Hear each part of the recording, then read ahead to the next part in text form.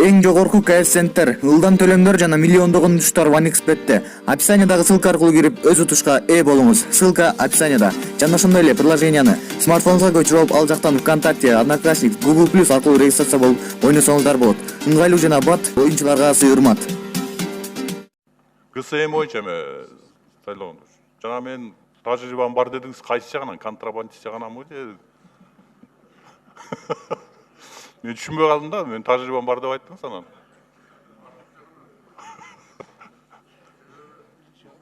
Жок. Алар күйүз алам. Сайлоон болчу, мынакей биринчи эмеден баштап мына чечим кабыл алдык. Машина менен автотранспорт менен 1 литр бензин кирбеш керек азыр. Бензин жанагы ГСМ кирбеш керек. Мами менен сүйлөштүк, Казакстан премьери. Адагы азыр токтом чыгарды. Казакстандан автотранспорт менен бензин жанагы күйүүчү майлар чыкпайт. Азыр мынакей жанагы турба менен алып келип Токмок жактан өтүп аткан өзүңүз айтсаңыз, турба кетип атат, биздин укук органдары көрбөй атат. Аны баарыбыз эле түшүнүп турабыз, ал жерде өзүлөрү отурат. Маселе ошо жөнүндө болуп атат. Ушулардын баарын карайлык. Ар бир точка ошол укук орган жетекчилерине определенный сумма менен сүйлөшүп коет, ошон үчүн кирип атат. Бул эми сиз бирөөнү жөнөтүп көрүң, жөнөкөй адамды. Ал бир жолу алып чыгышы мүмкүн, эгер бешенеси ачылып калса, экинчи жолу алып чыга албайт. Жардамсыз. Ушуну мен сиздин эсиңизге салып коеюн дедим. Анан сайлоого мотож убактыңыз аяктап баратат. Рахмат, 2 мүнөт калыптыр. Негизи акырканда суроону берип коеюн, урматтуу жол министри, сизди мен мына бүгүн мактадым, элдин рахматын айттым. Бирок элдин бир суранычы болуп атат. Премьер-министр былтыр Жайтерек деген айылга барган. Ошондо сиздер жолду быйыл баланста алдыңыздар. Буга эл ыраазы. Мына кыш келет, бир жанагы сүрө турган техника коюп берсе дейт. 19-жылдын эсебинен 1 сомдуктагы жол ремонт болбоду. Биз түшүнүп атабыз, 20-жылга бир 5 миллион киргизип койсо, анан техника коюп берсе деп сураныч болуп атат. Ушуну жазып алсаңыздар. 18-жылы канча турист кирди Кыргызстанга? Чет элдик жарандардан, урматтуу Сайлоон боюнча 7 миллионго жакын биздин чек араны басып өтүштү да. Бул деген 70 миллион доллар деген сөз да. Эгерде бизде кандайдыр пикир болсо, ушул 10 доллар үчүн келбей коет да. Бул мындай туура эмес пикир да. Урматтуу депутаттар, биз ушуну киргизип атабыз. Урматтуу премьер-министр, сиз колдоп берип койсоңуз, мен ойлойм, бул аз да болсо биздин экономикага жардам берет. Мына биз өткөн жумада жерлерлерде болдук, ушул 1,5 миллион сом үчүн элдер ушундай күтүп атышат да. Баягы туура болгон нерселерди чечип колдоп жардам бергенге сиздердин да колуңуздар узунураак болот да. Кара-Балта Бишкек жолун караңыз. Же болбосо Суу-Самыр Талас-Тараш жолун караңыз. Же болбосо ошол эле Караван Көктала жолун караңыз. Биз кредит алдык. Кредитти кыргыз өкмөтү төлөйт, кыргыз эли төлөйт. Бул элдин мойнуна жүктөлгөн жүк. Тендерлер сатып алынып атканда же ушул кээ бир макулдашууларды биз киргизип кредит алып атканда макулдашуулардан мүчөлүштөр кетип атат да. Сиздер ошо донорлордун кредит катары карыз алгандан кийин ал биздин ички мыйзамдарга баш ийиш керек мамлекеттик сатып алуулар жөнүндө. Азыр караңыздар 3 жерде да бардак. Бүгүнкү күндө кылмыш иши козголуп атат. Туурабы? Бирок таң калыштуусу Мухаммедхан Дүйшөкевич, угуп койсоңуз, 1 миллион 100 миң, 1 миллион 200 миң 1 километр болуп атат. Бирок уялбастан ачык эле 700 миң, 800 миң ата мекендик ишкерлерге мындай сунуштап жүргөндөрүн угуп атабыз, канчалык деңгээлде чын. Бул чын бирок. Мен ишенем. Эме элестетиңиз. Тендерди чет мамлекеттик компаниялар утуп атат. Бирок ошол эле учурда жашаганды биздин ата мекендик өндүрүшчү, биздин местный строительдер жашап атпайбы? Ортосунан элестетиңиз. Бул эми сиздин учуруңузда болгон эмес. Учурунда тендер өтүп калган. Бирок муну караш керек.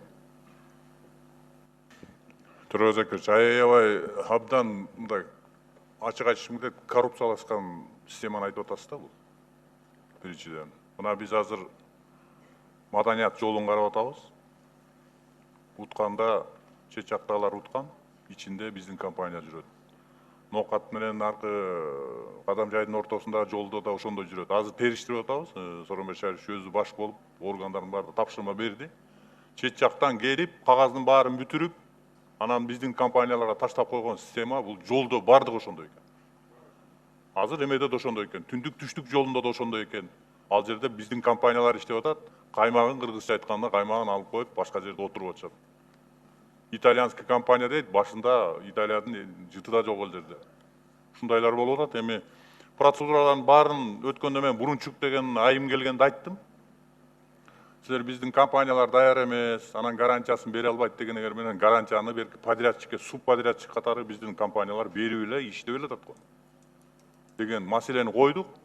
Ушу сиздер да жардам берсеңиздер, мен ойлойм муну эгерде донорлор менен эме кылалы, сөзгө келе албай турган болсок, анда бир мындай катуу бир позициябызды көргөзүп, ушу 20 жыл оңдобосок, өзүңүз айткандай 30-40% шапка кетет.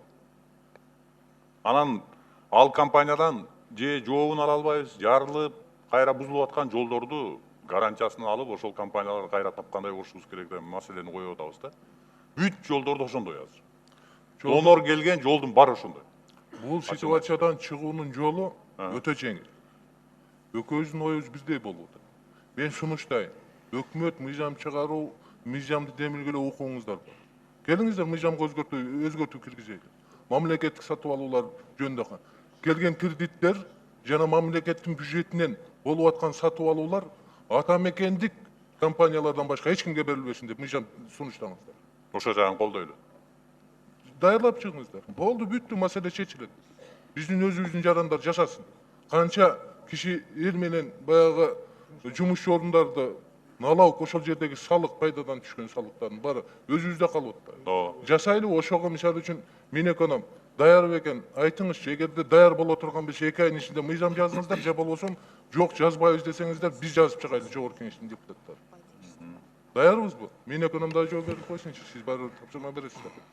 Жок, сатып алуулар боюнча Минфинде да, бирок биз даярбыз аны жасауга. Негизги экономикага тиешелүү маселелерге сиздер өтө көңүл бурушуңуздар. Биякта төрөбүз акирич бир маселе болот да, муну деген негизи жергиликтүү компаниялар катышыш үчүн жеңилдетүүлөр бар. Тендерде катышканда 25%дан 30%га чейин жеңилдетүүлөр. Эгер түздөн түз биз баягы муну колдоно албай атабыз да негизинен. Бирок биз жана кредит же гранттардын эсебинен курабыз десек, бул бир аз донорлор менен бир макулдашып алыш керек да, бир аз оорчулук болуп калат. Мен ошону айтып атам, макулдашууда, ратификациянын алдынан сиздер донорлор менен айтып коюңуздар. Бизде ушундай мыйзам бар экен. Ушундай мыйзам чыгып калыптыр деп. Мамлекеттик сатып алуулар жөнүндө мыйзамга мен өзүм сунуш киргиздим эле. Түшүрүү 20%дан ылдый түшпөсүн.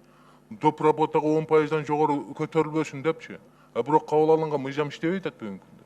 Ошонун механизмдерин так иштеп чыксаңыздар, азырга чейин муну тендер өтүп атканда мектеп, балдар бакчасы 20%дан ылдый түшүп кетип атпайбызбы? Сапаты өлүп атпайбы?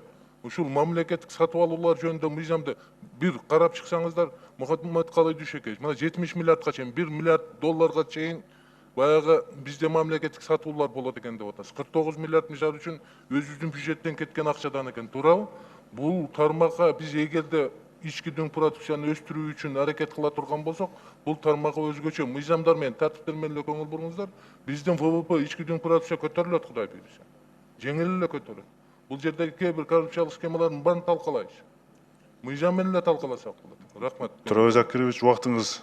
Рахмат, аябай жүйөлүү маселелерди көтөрдүңүз. Биз азыр иштеп, жаңы жылдын эмесине чейин сиздер менен бир мыйзамды алып келели. Жанагы донорлор менен баары менен жолукканды айтып атам. Биз жолду, башка объектилердин баарын өзүбүз куралы депчи. Силер ошого макул болгула депчи. Алар эми мен түшүнүп атам, шылтайт биздин процедура мындай, андай депчи. Биз өзүңүз айткандай мыйзам менен позициябызды күчтөйлү, ошо менен жылалы. Гранттар болсо өздөрүнүн сунуштарын киргизсин, өздөрүнүн баягы требованияларды койсун. Кредит бул ээси бизбиз. Биз ээси бизбиз да, биз төлөйбүз да. Ооба. Рахмат. Рахмат.